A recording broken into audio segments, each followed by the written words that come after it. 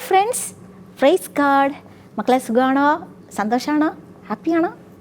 ഗുമ്മായിട്ടിരിക്കണം, നല്ല ഹാപ്പി ആയിട്ട് ജോയ്ഫുൾ ആയിട്ടിരിക്കണം കേട്ടോ. കാരണം എന്താ, നമ്മൾ ഈശോയുടെ മക്കളാണ്. നമുക്കൊരു ജീവിക്കുന്ന ദൈവം എപ്പോഴും കൂടെയുണ്ട്. ഓക്കെ, വായോ, നമുക്കൊന്നിച്ച് ഇന്ന് കുഞ്ഞു കാര്യങ്ങൾ ചിന്തിച്ച് പഠിക്കാം. ഒരു ചോദ്യം ചോദിച്ചാൽ പറയോ? ഓക്കെ, യെസ് ഓർ നോ പറഞ്ഞാൽ മതി. നമ്മുടെ ശരീരം സുന്ദരമാക്കാൻ മസിൽസ് വേണം. Yes or no? വേണം അല്ലേ? ജീവിതം പുഷ്ടിപ്പെടുത്താൻ, മനോഹരമാക്കാൻ ഫെയ്ത്ത്, അതായത് വിശ്വാസത്തിൻ്റെ മസിൽസ് വേണം. Yes or no?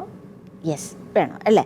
അപ്പോൾ ചുരുക്കി പറഞ്ഞാൽ, ശരീരം ഒന്ന് കളറാക്കാൻ, ഒന്ന് നല്ല ഒരു ഭംഗിയുള്ളതാക്കി മാറ്റാൻ, മറ്റുള്ളവരെ ആകർഷിക്കുന്ന, നോക്കുന്ന തരത്തിൽ സുന്ദരമാക്കാൻ നമുക്കിച്ചിരി മസിൽസൊക്കെ വേണം. അതുപോലെ ജീവിതം ഒന്ന് കളറാക്കാൻ, ശരീരം മാത്രമല്ല, ശരീരം, മനസ്സ്, ആത്മാവ്, നമുക്കുള്ളതെല്ലാം ഒന്ന് കളറാക്കാൻ എന്ത് വേണം? വിശ്വാസത്തിൻ്റെ മസിൽസ് നമുക്ക് വേണം. അപ്പോൾ ശരിക്കും പറഞ്ഞാൽ ഈ ബോഡി മസിൽസ് എന്ന് പറഞ്ഞാൽ എന്താ അറിയോ? Body muscles, okay, body muscles എന്ന് പറഞ്ഞാൽ നമ്മുടെ ശരീരത്തിൽ നമ്മളെ ചലിപ്പിക്കുന്ന സോഫ്റ്റ് ടിഷ്യൂസാണ്. അതായത് ഈ നടക്കാൻ സഹായിക്കുന്നത് മസിൽസാണ്. ഇപ്പോൾ ഒരു കുനിഞ്ഞൊരു സാധനം, ഈ കുനിയാൻ സഹായിക്കുന്നത് മസിൽസാണ്. ഒരു ഭാരമുള്ള സാധനം എടുത്ത് തലയിൽ വെച്ച് നടക്കാൻ ഒക്കെ എടുക്കാൻ സഹായിക്കുന്നത് മസിൽസാണ്. ചാടാനും ഡാൻസ് ചെയ്യാനും നടക്കാനും ഇങ്ങനെ ആരോഗ്യത്തോടെ ജീവിക്കാനും ഒക്കെ സഹായിക്കുന്നത് ഏതാ? മസിൽസ്. ഓക്കെ, നമുക്ക് മസിൽസ് അതിന് കൂടിയേ തീരൂ. ഇപ്പോൾ സാധാരണഗതിയിൽ ചിന്തിച്ച് നോക്കിയാൽ, ഇപ്പോൾ കിടരോഗിയായിട്ട് ബെഡ് റിഡനായിട്ട് 2-3 ആഴ്ച എണീക്കാതെ കിടക്കുന്ന ഒരാൾക്ക് പിന്നെ നടക്കാൻ ഭയങ്കര പാടാണ്, ശരീരം ചലിപ്പിക്കാൻ പാടാണ്, പ്രവർത്തനങ്ങളൊക്കെ കുറച്ചുകൂടി ബലഹീനമായി വരും. ഓക്കെ, അതാണ് മസിൽസ്, ശരീരത്തിൻ്റെ മസിൽസ്. അപ്പോൾ ഫെയ്ത്ത് മസിൽസ് എന്താ? നമ്മുടെ മനസ്സിനെയും നമ്മുടെ ആത്മാവിനെയും നമ്മുടെ ഹൃദയത്തെയൊക്കെ ഏകോപിപ്പിക്കുന്ന വിശ്വാസത്തിൻ്റെ ശക്തിയാണ് ഏതാ? Faith muscles. പിടികിട്ടിയോ മക്കൾ? കിട്ടി അല്ലേ? ഇനി മക്കൾ കണ്ടിട്ടുണ്ടാവുമല്ലോ, ശരീരത്തിൻ്റെ മസിൽ കൂട്ടാൻ ചേട്ടന്മാരൊക്കെ എന്താ ചെയ്യാറ്? സാധാരണഗതിയിൽ ഇപ്പം ചേച്ചിമാരും പോകാറുണ്ട് ജിമ്മിലൊക്കെ. അപ്പോൾ ചേട്ടന്മാർ സാധാരണ എന്നാ ചെയ്യുക? ജിമ്മിൽ പോകും അല്ലേ? അവർ എക്സസൈസൊക്കെ ചെയ്യും. സിസ്റ്റർ പോകാത്തതുകൊണ്ട് എനിക്ക് അത്ര പിടുത്തമില്ല അവിടെ എന്താ നടക്കണമെന്നുള്ളത്. എക്സസൈസൊക്കെ ചെയ്ത് വേർത്ത് കുളിച്ച് വരും. ഓക്കെ, ഒരു 3-4 ദിവസം ചെയ്യുമ്പോൾ എന്നാ പാവം ചേട്ടന്മാർക്ക് ഭയങ്കര ഇങ്ങനെ ശരീരമൊക്കെ ഭയങ്കര വേദനയായിരിക്കും. അപ്പോൾ വീണ്ടും അവർക്ക് ഓപ്ഷനുണ്ട്, ഇതൊന്നും നമുക്ക് പറ്റിയ പണിയല്ല, അയ്യോ അവിടെ വേദനിക്കുന്നു, ഇനി പോണ്ട എന്നൊരു തോന്നൽ വരാം. ഓക്കെ, ഒരു കൂട്ടർക്ക്. അടുത്ത ഓപ്ഷൻ ബി എന്നാ, സാരമില്ല, നമ്മുടെ ലക്ഷ്യം അതല്ലേ, നല്ല ശരീരം, ഈ ശരീരം പോരാ, ഇവിടെയൊക്കെ ഫാറ്റ് പ്രശ്നം, ഒരു ലുക്കില്ല. ഓക്കെ, അതുകൊണ്ട് അറ്റ്ലീസ്റ്റ് ഒരു ലുക്ക് കിട്ടാൻ വേണ്ടിയെങ്കിലും അവർ ഈ വേദന സഹിച്ചു പോകുന്നു. ഓക്കെ, അപ്പോൾ എന്നാ ഫെയ്ത്ത് മസിൽസ് കൂട്ടണമെങ്കിൽ ഡെയിലി എക്സസൈസ് പ്രധാനപ്പെട്ടതാണ് അല്ലേ? നമ്മൾ എക്സസൈസ് ചെയ്യുമ്പോഴാണ് ഈ മസിൽസൊക്കെ സ്ട്രോങ് ആവുന്നത്. അതിൽ ജിമ്മിൽ മാത്രമേ രക്ഷയുള്ളൂ എന്നല്ല, നമുക്ക് വീട്ടിലും ചെയ്യാം അല്ലേ? നമ്മൾ സ്കൂളിലൊക്കെ കുഞ്ഞുമക്കൾ ചെയ്യത്തില്ലേ, ഡ്രിൽ പീരീഡൊക്കെ ഉണ്ട്, ഫിസിക്കൽ എക്സസൈസ് പീരീഡ് ഉണ്ട്, കളിയുണ്ട്. അപ്പോൾ ഇതിലൂടെ നമ്മൾ ബോഡി മസിൽസ് സെറ്റാക്കുന്നു, അതിന് എക്സസൈസ് വേണം. അതുപോലെ നമ്മുടെ വിശ്വാസത്തിൻ്റെ മസിൽസ് കൂട്ടണമെങ്കിൽ മക്കളെ പ്രാർത്ഥിക്കണം, ധ്യാനിക്കണം, ഓക്കെ, ഇച്ചിരി സമയം മാറ്റി വയ്ക്കണം. ഓക്കെ, അപ്പം ശരീരത്തിൻ്റെ മസിൽ കൂട്ടാൻ നമ്മൾ എക്സസൈസ് ചെയ്യുന്നത് പോലെ ഇപ്പുറത്ത് മസിൽ കൂട്ടാൻ പ്രാർത്ഥിക്കണം. ഓക്കെ, ഇവിടെ നമ്മൾ കണ്ടു കുറച്ച് ദിവസം ചെയ്യുമ്പോൾ നമുക്ക് വേദനയൊക്കെ വരും. അത് ദോഷമുള്ള വേദനയല്ല, നല്ല വേദനയാണ്. ഓക്കെ, ദോഷം ചെയ്യാത്ത, ശരീരത്തിന് ദോഷം ചെയ്യാത്ത വേദന. അതുപോലെ പ്രാർത്ഥിക്കണമെന്ന് പറഞ്ഞാൽ ഭയങ്കര എളുപ്പമുള്ള കാര്യമില്ല. നമുക്ക് അടങ്ങിയിരിക്കുക എന്നുള്ളതാണ് ഇന്നത്തെ കാലത്ത് ഏറ്റവും പ്രയാസം അല്ലേ? നമുക്ക് എൻഗേജ്ഡ് ആകാൻ കുഴപ്പമില്ല. ഒരു പരിപാടി കഴിഞ്ഞ് മറ്റത്, അത് കഴിഞ്ഞ് ഇപ്പുറത്ത് ഓർഗനൈസ് ചെയ്യണം, ഇപ്പുറത്ത് മീറ്റിംഗ് പോകണം, ഭക്ഷണം വയ്ക്കണം, പഠിക്കണം, ട്യൂഷന് പോകണം. അങ്ങനെ എൻഗേജ്ഡ് ആകാൻ അത് ആർക്കും അധികം പാടില്ല.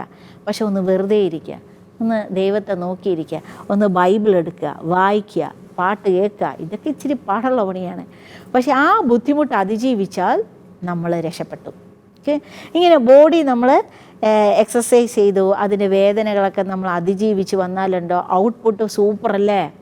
പിന്നെ നമ്മൾ നോക്കാനൊക്കെ ആൾക്കാരുണ്ടാവും, കൈയടിക്കൂടോ, ഇതെങ്ങനെ സമ്പാദിച്ചു, ഇതെങ്ങനെയാണ് ഈ ലെവലിലെത്തിയെന്ന് നമ്മളോട് ചോദിക്കും അല്ലേ? അതുപോലെ വിശ്വാസത്തിൻ്റെ ആ ടേസ്റ്റ് കിട്ടിയാൽ, ആ രുചി കിട്ടിയാൽ പിന്നെ നമുക്കത് ഇഷ്ടമുള്ള കാര്യമായിട്ട് മാറും. പിന്നെ അതൊരു ഇങ്ങനെ പണിപ്പെടുന്ന കാര്യമല്ല.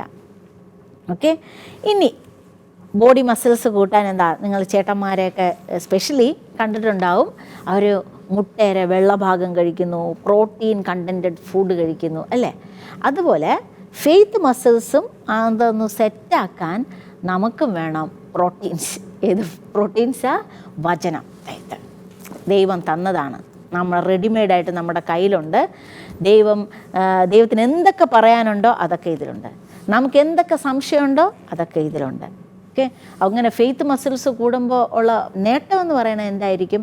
നമുക്ക് കുറച്ചുകൂടി ധാർമ്മികത ഉണ്ടാവും, മൂല്യം. ഈ വാല്യൂ ബേസ്ഡ് ലൈഫ്, മൊറാലിറ്റി ഉള്ള ലൈഫ് എന്നൊക്കെ കേട്ടിട്ടുണ്ടോ?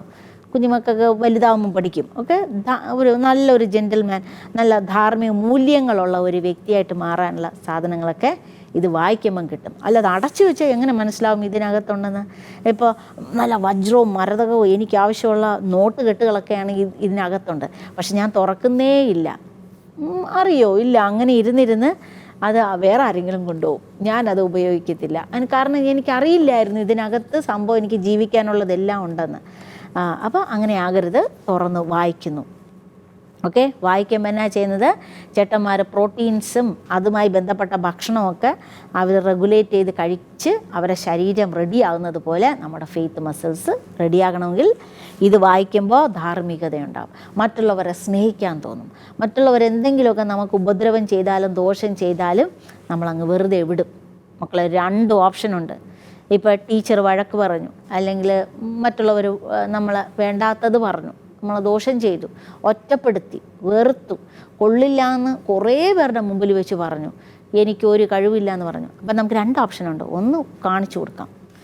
ഓക്കെ, രണ്ടാമത്തെ ഓപ്ഷൻ എന്താ?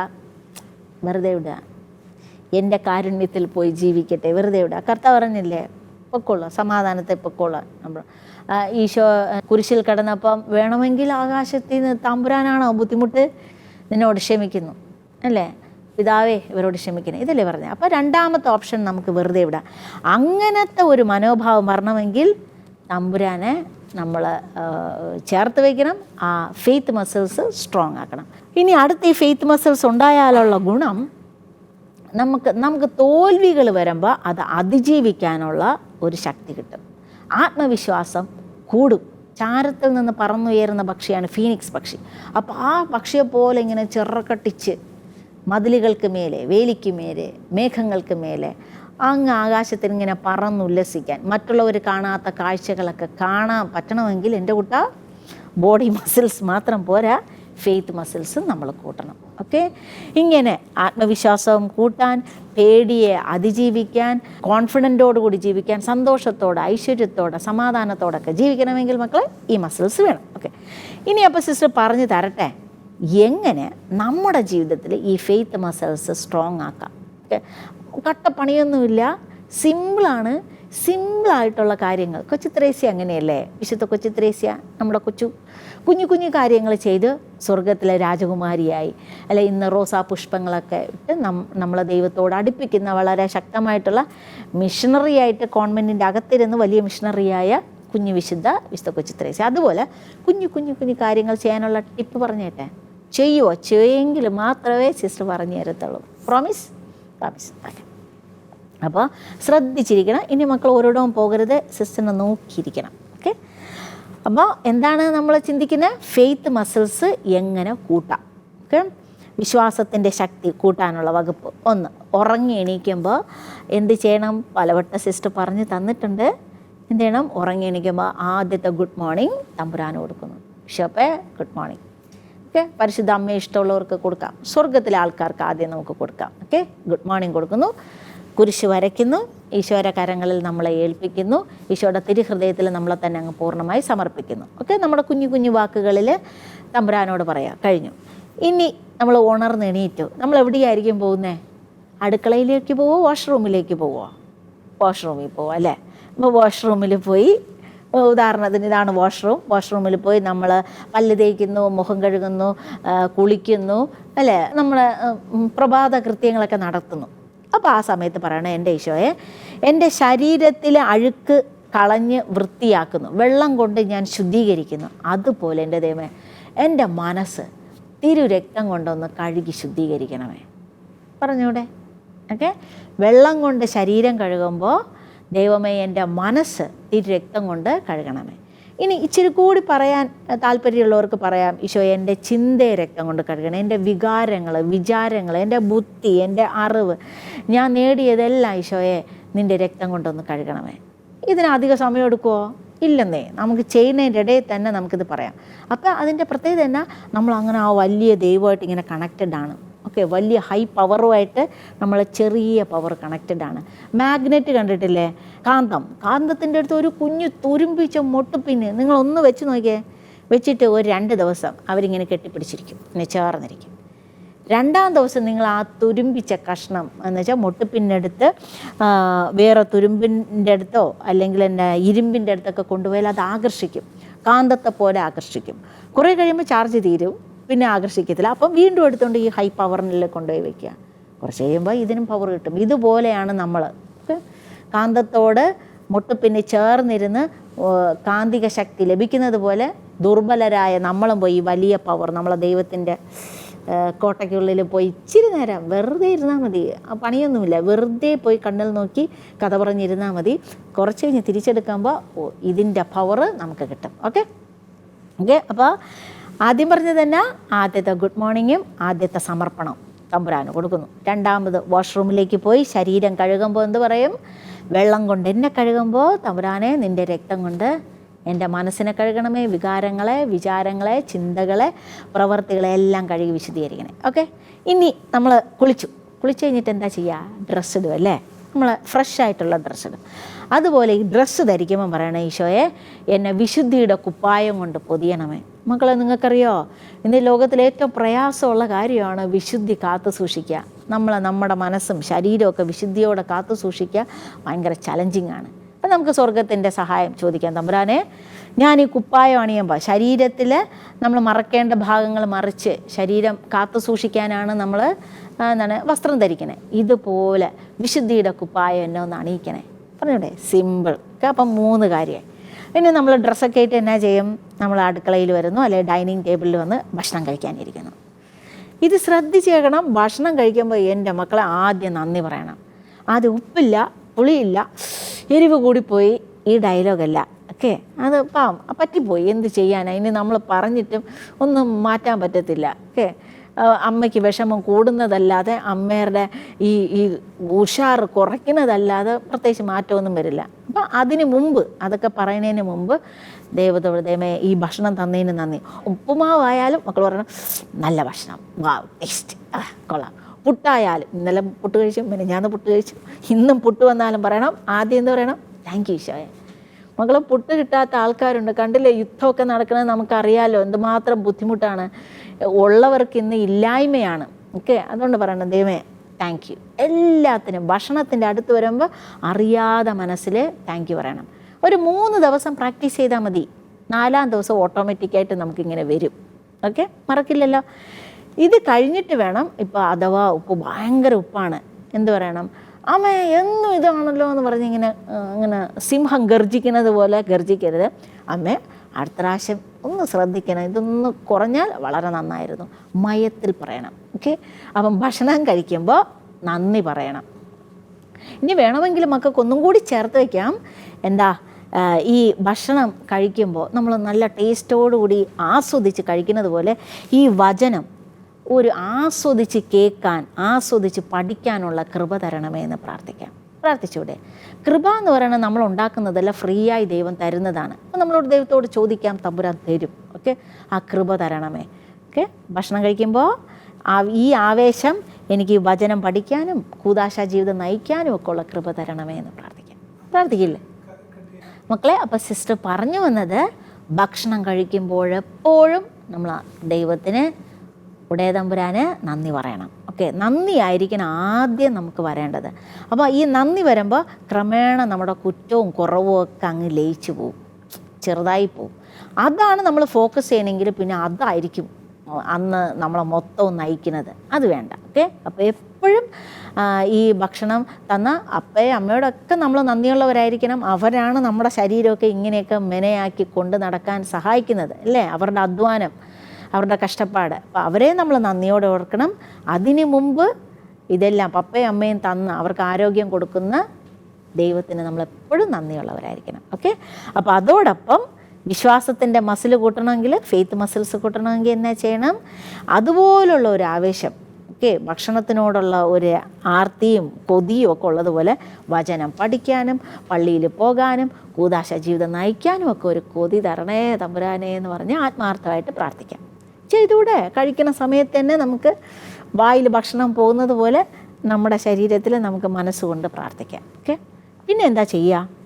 ഓക്കെ, ഭക്ഷണം കഴിച്ചു, ഇനി ബാഗ് എടുക്കുന്നു, സ്കൂളിലോട്ടോ ജോലിക്കോ പോകുന്നു. ഇപ്പോൾ സ്കൂളിൽ പോകുന്ന ഒരു കൊച്ചിന് നടന്ന് റോഡ് ക്രോസ് ചെയ്ത് ബസ് കയറിയോ അല്ലെങ്കിൽ സ്കൂൾ വാനിൽ കയറി പോകണമെന്ന് വിചാരിക്കാം. അപ്പോൾ എന്നാ ചെയ്യും?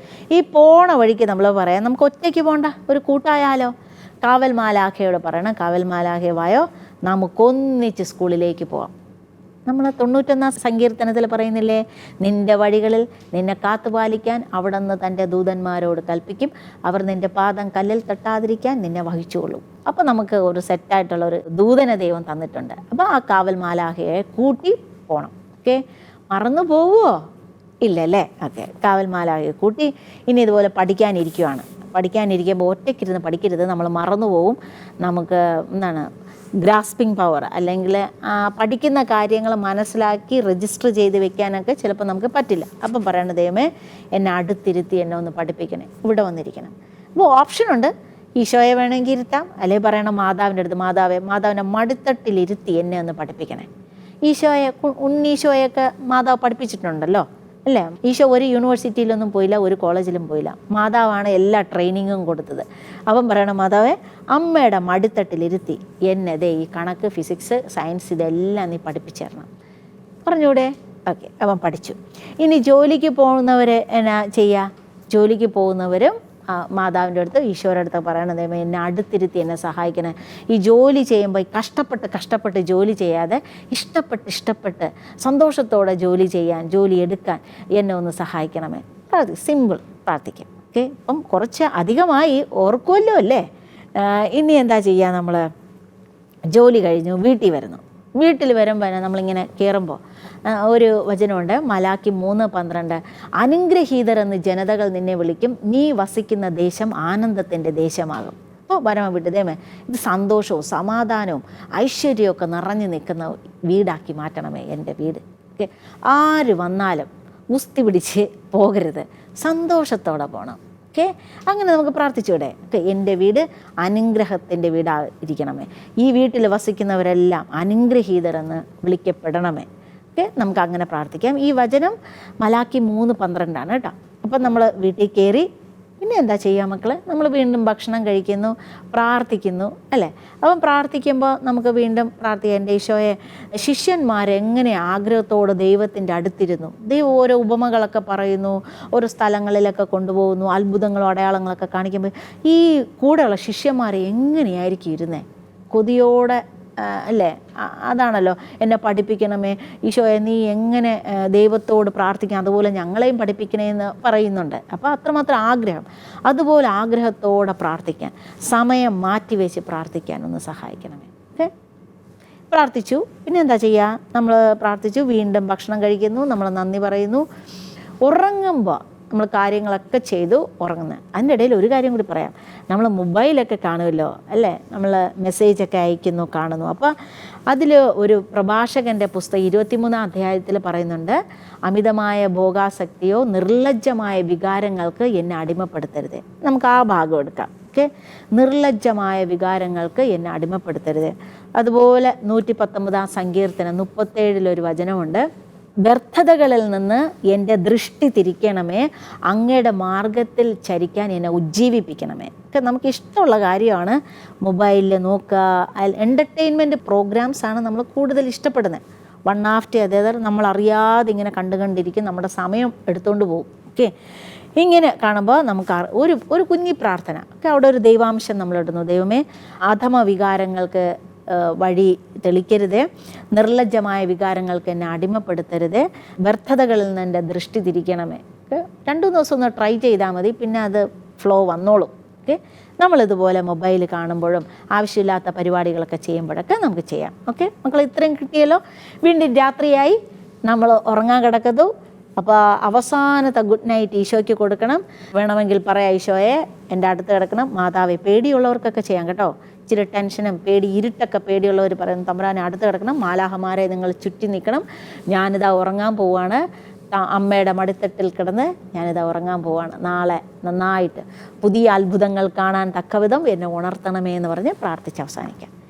ഇങ്ങനെ ഓരോ ദിവസവും ഓരോ നിമിഷവും ഓരോ മണിക്കൂറും നമ്മളിങ്ങനെ ചെയ്യുമ്പോൾ മക്കളെ നമ്മുടെ ഫെയ്ത്ത് മസിൽസ് കണക്റ്റഡ് ആവുന്നു തമ്പുരാനുമായിട്ടുള്ള, നമ്മൾ അഭേദ്യമായിട്ടുള്ള എന്ന് വെച്ചാൽ വേർപിരിക്കാൻ പറ്റാത്ത വിധം ഒരു ബന്ധം ദൈവവും നമ്മളും തമ്മിൽ ഉണ്ടാക്കുന്നു.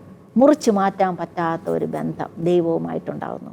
അങ്ങനെയെങ്കിൽ നമ്മുടെ ഫെയ്ത്ത് മസിൽസ് പണ്ടത്തെ കുഞ്ഞ് ദാവീദിനെ പോലെ സ്ട്രോങ് ആയിരിക്കും. ദാവീദ് പല പല ഒത്തിരി പ്രതിസന്ധികളിലൂടെ കടന്നുപോയി. ഓക്കെ, ദൈവത്തെ കൂട്ടുപിടിച്ചിട്ടും. പക്ഷേ അൾട്ടിമേറ്റ് ക്ലൈമാക്സ് അദ്ദേഹം ഒരു രാജാവായി. ഇന്നും ഇസ്രായേൽ ജനത്തിൻ്റെ ഏറ്റവും ശക്തമായ രാജാവാര്, പവർഫുള്ളായ രാജാവ് എന്ന് വെച്ചാൽ ദാവീദിൻ്റെ പേര് വരും. ഇനി ബൈബിളിൽ ദൈവത്തിൻ്റെ ഏറ്റവും പ്രിയങ്കരനായ രാജാവാര ദാവീദാണ്. ഓക്കെ, അപ്പോൾ മനസ്സിലായല്ലോ. അതുപോലെ ആയി മാറണം. നമുക്ക് ഒരൊറ്റ ലൈഫേ ഉള്ളൂ.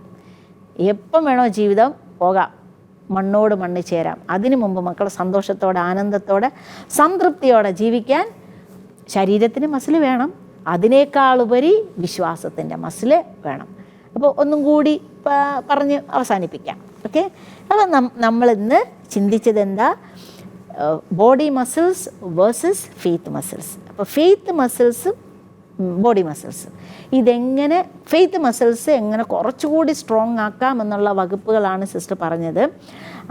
ആ ഫെയ്ത്ത് മസിൽസ് ഉണ്ടെങ്കിൽ നമ്മുടെ ജീവിതം എങ്ങനെ കുറച്ചുകൂടി പുഷ്ടിപ്പെടും, സന്തോഷത്തോടെ ജീവിക്കാം എന്നുള്ള കാര്യങ്ങൾ പറഞ്ഞു.